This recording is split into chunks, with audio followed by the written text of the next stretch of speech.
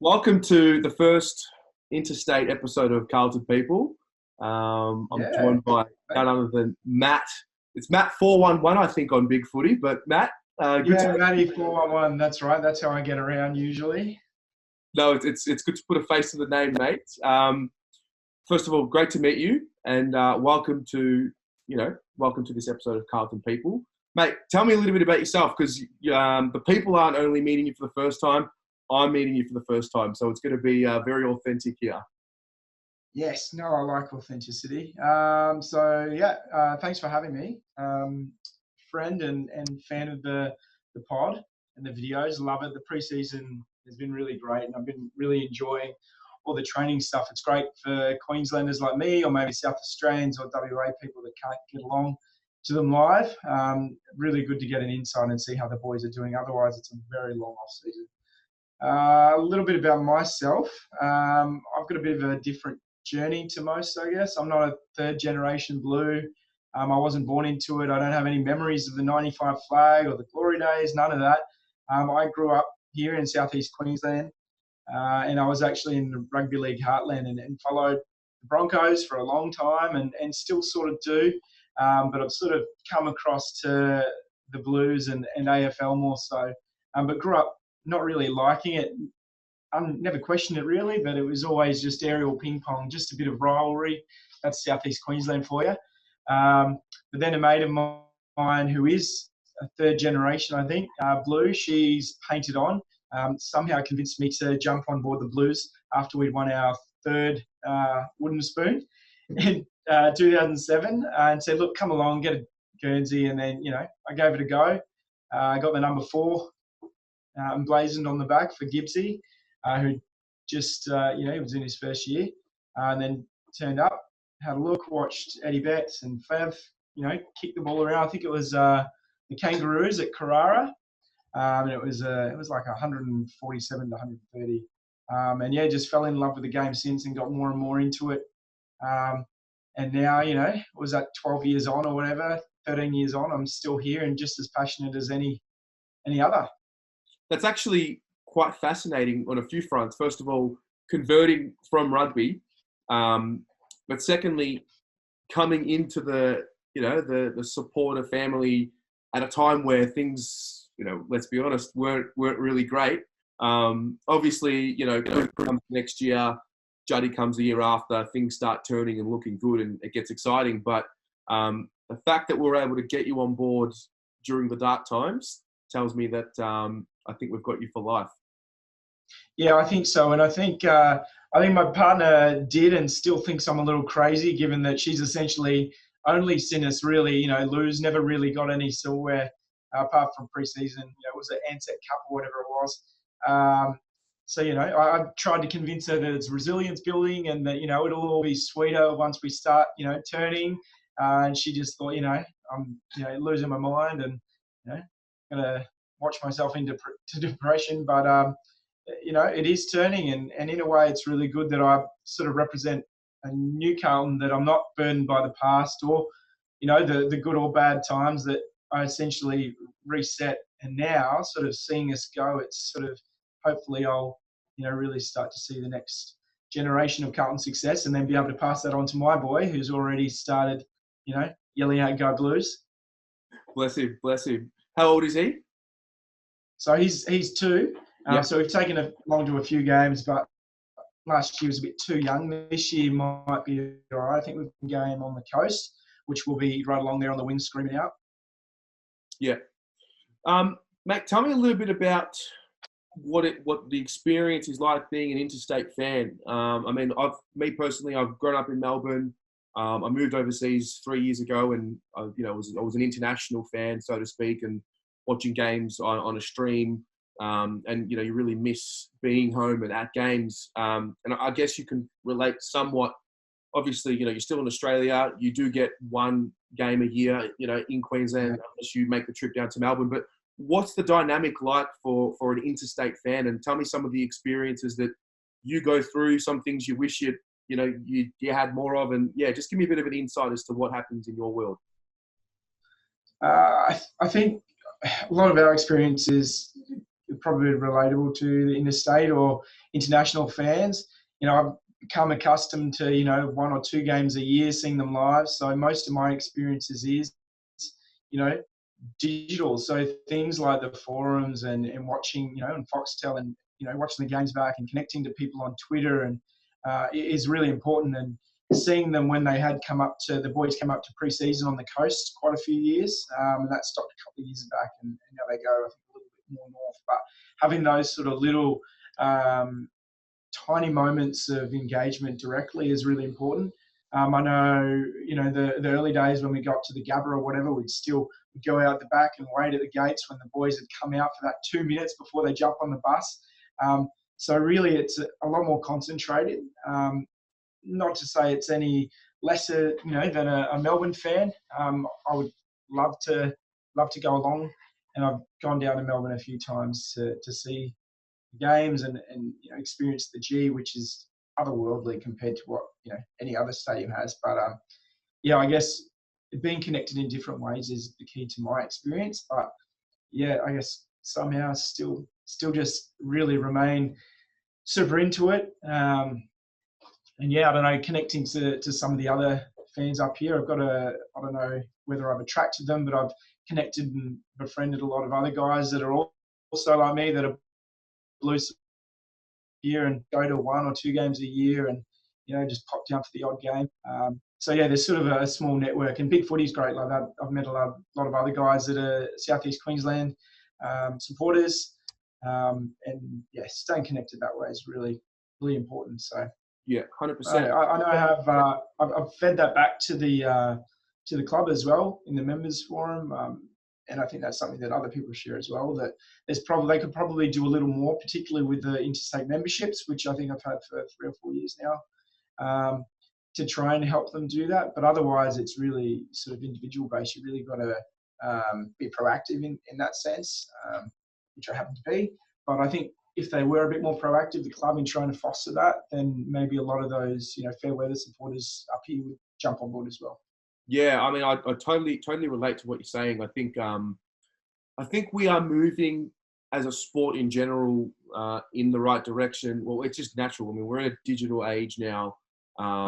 Things are sort of moved from forums to written to audio. Now we're moving into that video space. That's really where I really see the opportunity here. I think for interstate and international fans particularly, and this was really born out of a problem or an issue that I had, it was like, well, where can I go to watch more? Because I don't think anyone would disagree with this.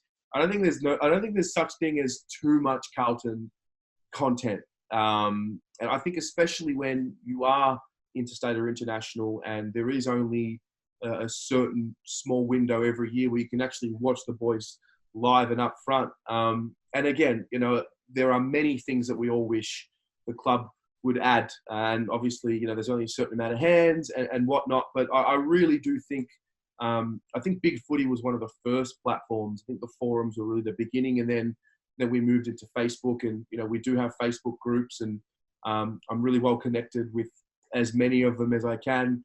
Sometimes I get kicked out because apparently you can't share too many videos in groups because it's not good. But I actually find the interstate fan groups are by far the easiest to handle and talk to and just collaborate with, because I think there's a bit of a want for more, and I can feel that.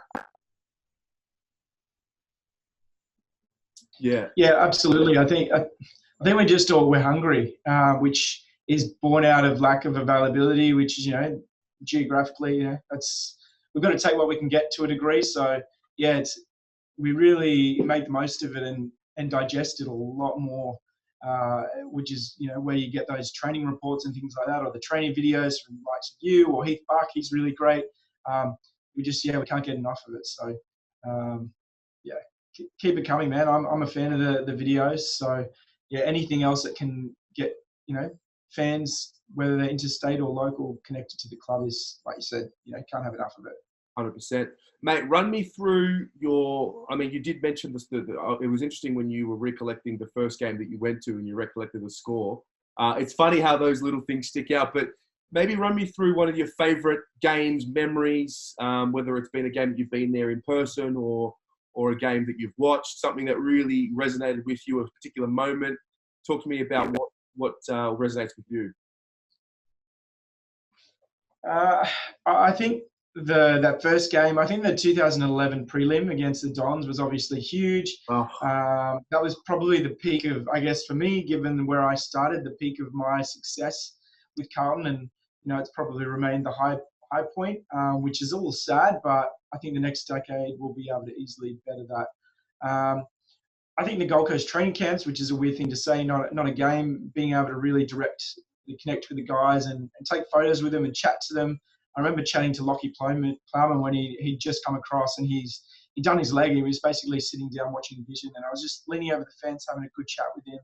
I don't know if he'd even played a game for us at that point, but just really having that opportunity to connect to the players, because that's for me, obviously you support the monogram, not the number on the back, but the guys, like I think you and Dan was saying in a recent in December, it's about those guys. If you're not connected to the players and the journey, you're not going to keep coming back and watching them. So that's probably the main things. But I think the more recent wins, and I've been rewatching them over the break, the Lions, the Freo, the Crows win, really amazing. Just seeing what the guys are building and seeing the payoff. Unfortunately, Bolts doesn't get to really experience that, but seeing the players enjoy it and see Cripper, completely unshackled by all the stuff that he was going through, and seeing the train slowly, coming into the station is really exciting, and then sharing that with my boy as well. That's going to be really exciting. So sort of a little bit of the past, but I think more recent and what I can feel it's coming that's what gets me excited. I think about it. It keeps me tuning back in or logging back in and talking to other diehards. I mean, it was weird because 2011, it was just the culmination of the rebuild, or what we thought was the rebuild, Murph, what we thought was the rebuild, yeah. Yeah, Murph, Gibbs, Cruiser, Judd comes. Okay, there's our spine. Obviously, Favola had left by 2011. He was not there anymore, but we had made that elimination final. We then went on to play West Coast. We got close, and it was almost as if, I remember, I don't know if it was a sense of entitlement, but I remember just feeling, oh, okay, well, there's been a decade of just hardship and, we got punished, salary cap, all of this. And here we are. We've played in some finals. We lost against Brisbane and we lost to Sydney the year after. We beat Essendon. We're over the hump. We're just going to be good for a while now. And it just... Yeah, we're you. Yeah. It just went away. And I look back now and it's hard to believe how it all just fell apart. Obviously, when you look at what's happened with coaches and decisions and board and whatnot, you put the pieces together and it makes sense why we weren't able to stay afloat. But yeah, it was a bit of a shock that we had all this, all this hardship turned to success, and it didn't. Yeah. So as much as I am excited and I'm totally sure that we're on the right track and we've got a list with young talent and there's talent there for the future, nothing's guaranteed. I remember Mark Murphy, for example, 2011, breakout year, MVP of the league, and, gets injured the next year and he's not really the same. And I just, as much as I want to get excited about this group, and I am excited about this group, I also just cross my fingers that, we don't go through, something similar to 2011. Yeah. What do you see that's the key difference between that rise and the one that we're about to potentially have? I think for me, observing it, I guess, the way we've gone about it in the sense of a full rebuild, and not just on-field, the off-field stuff, getting a lot of really key, important people to the club, including the recent coaching guys like Playfair and Power as well. The whole club has bought in, and they've actually, even the board has endorsed this rebuild and this reset, which Bolt started. Whereas in the past, I think the old Carlton, which you talked about, tended to sort of gloss over and rush and make big decisions because the fans are impatient. We did want success now, whereas this is the first time I've seen it. And in retrospect, looking back at other clubs and eras, that we've done it properly and have committed to it truly, not just in the playing, but the development side of things. And, Sauce has been a huge part of that, I think, in enforcing ahead and making those changes actually, see them through, as opposed to going, look, all right, we've had 2 drafts, we're good. We've got a couple of kids. We've now got it to a point where we've got so many kids that we probably can't play them. And maybe in the next few years, some of those will be courted from other clubs and we might start to lose them. That will be, I think, for me, the point where, all right, maybe we are a good team. But as with anything, if we don't have the results on the board, then, like you said, it's just another false storm. So, yeah, we've got to be careful not getting ahead of ourselves. But I think with everything off field and on field, I'm really, really bullish. We just need a good run with bloody injuries, man. We just need our top 10 players to play 15 to 20 games a year at least. That's what it comes down to, which you can't track. You've got to have depth. But I think if we get a decent run with injury, anything's possible. 100%. I mean, I'll get onto the Lions situation in a moment, but you said something there that was interesting.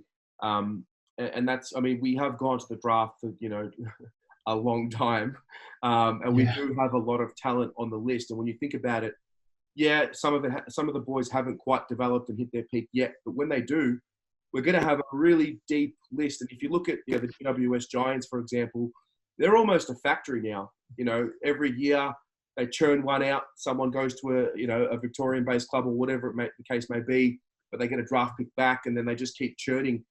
Carlton supporters are a little bit different. We're very emotional. We get attached to our boys. So I don't want you to sort of talk about who you want to see leaving, but do you think that's where we're going to get to? Are we going to get to a point where some of these boys are going to be really good players? And the reality is there's 22 spots to fill each week, but there might be 31 players who can play every week. Do you think that's a good thing for us to have that situation? Oh, absolutely. I think that's the only way you're going to be successful, if you have depth. No point having the 22 best players in the game, because as soon as something goes wrong, if your 23rd, 24th, 25th player is, not even VFL standard, then things are going to fall apart quickly. I think I'm a big believer in terms of being successful, it being less about your top 6 players and more about your bottom 6 on the field. So if we can build up to have 30 good players, then by that time we've built up that culture and built up a culture of winning, and the players that we bring in they'll want to fill those holes quicker, so that if we do lose a couple of big name players, like the likes of Richmond and Geelong and Hawthorn over the past decade, we should be able to fill those holes a lot easier, because we've got that strong culture. And I think the way Tiggy is supporting the players to drive their own standards and create their own game plan almost at training, I think he's starting to sow the seeds for that, to drive a winning culture, which is what you want in a club, I think.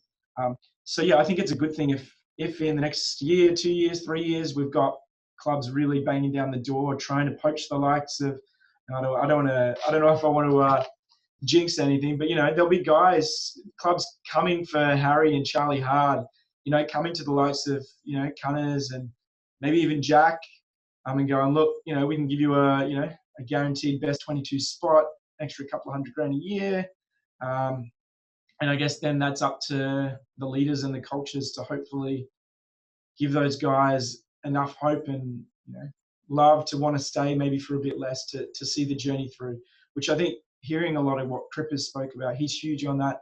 He could have left and got over $1 million easy at 15 clubs. And he chose to stay and wants to be here long term, because he wants to, like me, maybe, you've been through the shit times. So when you see it through and win the premiership with your mates, it's going to mean 10 times more than it would, than if you were earning a bit more money. So, to answer your question, I think it will be good. And I think a lot of those guys that we've got positions of depth in, maybe the key forward, key backs, stocks, they'll be the ones that are, that are targeted. So I think as long as we keep a good group of that core, which we all probably know, I think then, we'll be fine. Then it's just about the other stuff, the culture and the winning and the development, which I think we're, slowly getting there. Definitely. Well, looking into 2020 and, I mentioned before that Brisbane Lions year of 2019. There's this state, Victoria, this city, Melbourne. When the footy's on, it's a different place to be. There's a different buzz around here. It's the bubble, we call it. if Carlton can have anything close to what Brisbane had in 2019, I mean, I don't even, I'm speechless already thinking about it. I mean, this place just goes to a whole new level if we start making finals right away, have a big surge up the ladder. As much as I would love for that to happen, I don't want it to be a flash in the pan. I want us to make sure that it's sustained. Yeah, build. Yeah, but I mean, I've always sort of said 10 wins is what I want us to aim for and build on from last year. But what about you? What do you think? I mean, when you look at 2020 before we begin the games and everything, what are your general thoughts of what you want to see or what you think will happen? I think if we do too well, the lid will be close to being well and truly off. And I know quite a few mates on Twitter that'll just completely unfollow me because I'm unbearable. Yep. But big footy will be absolutely going off. I think for me, the expectations, similar to you, I think percentage is the bigger thing, which is probably more a coaching metric.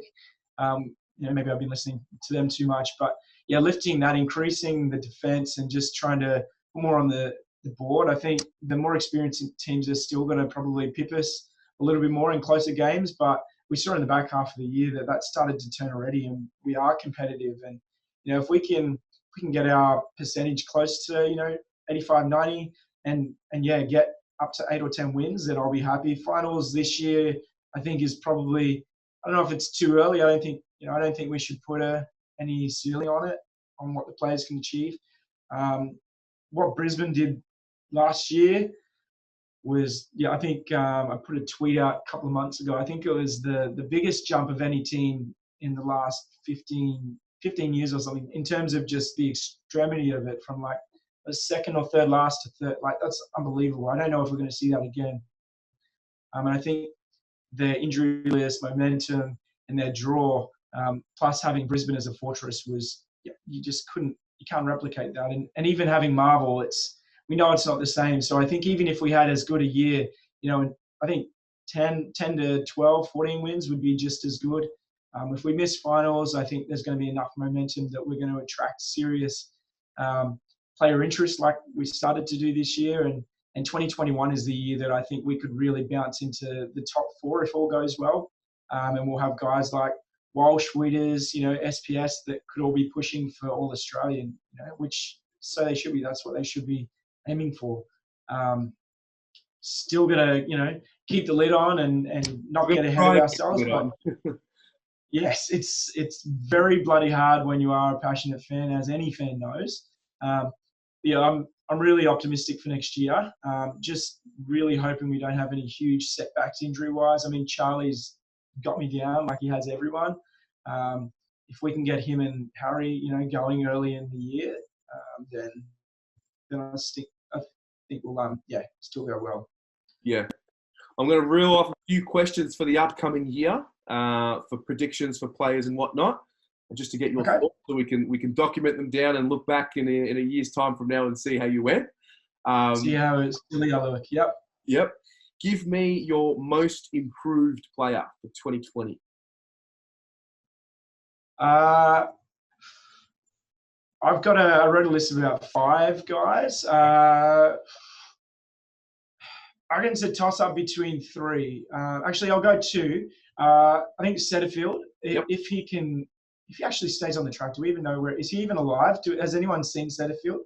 He started really well in the preseason. Now he's like, I don't know, gone to Hawaii. No, that's a terrible joke. I don't know where he is, but if he is still 100% fit and hits round 1 that way, I think he's going to absolutely explode. And the other is McGrath, we see here, still hasn't really had a proper preseason, especially with his body the way it is now. With Harry and Charlie down or starting really slow, I think McGovern's the one that's going to really start to prove people wrong. I know a lot of people have written him off, given what we paid to get him, given how Teague got him across. They've heard it all, but I think if McGovern gets a free run of it, I think he could easily kick 35, 40 goals and really excite. We don't need him to be kicking bags every week.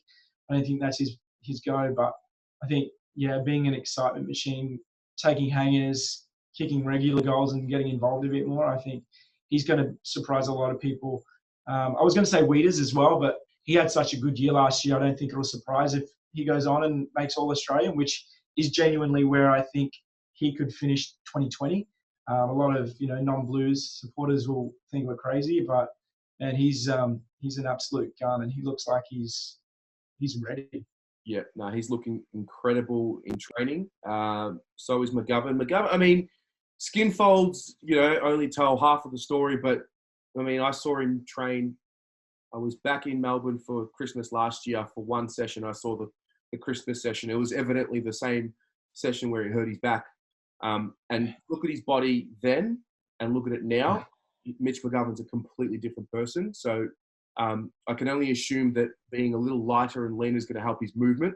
And yeah, Setterfield's an interesting one because he has missed he missed the last session definitely, and the one before that he was only out there for a little bit. But yeah, I'm not sure if we should be concerned yet. But I mean, he wasn't out there at all, so we'll see what happens there. Who do you think will win our best and fairest?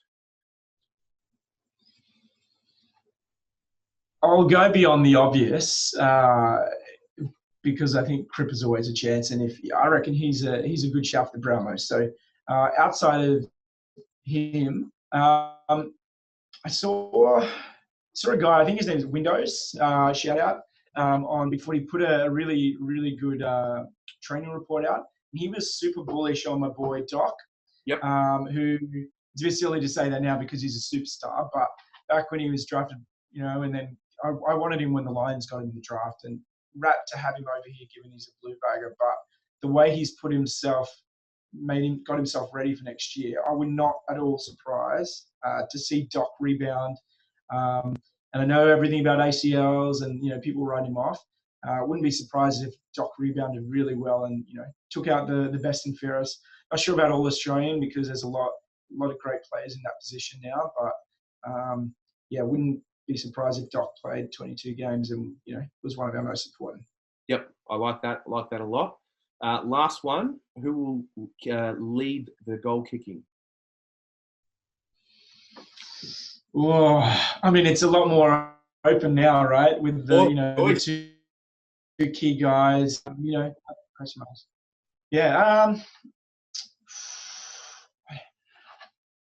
Honestly, I think 2 years ago, the start of last year, I think I said I wouldn't be surprised if Jack got it back when he was playing a bit more forward.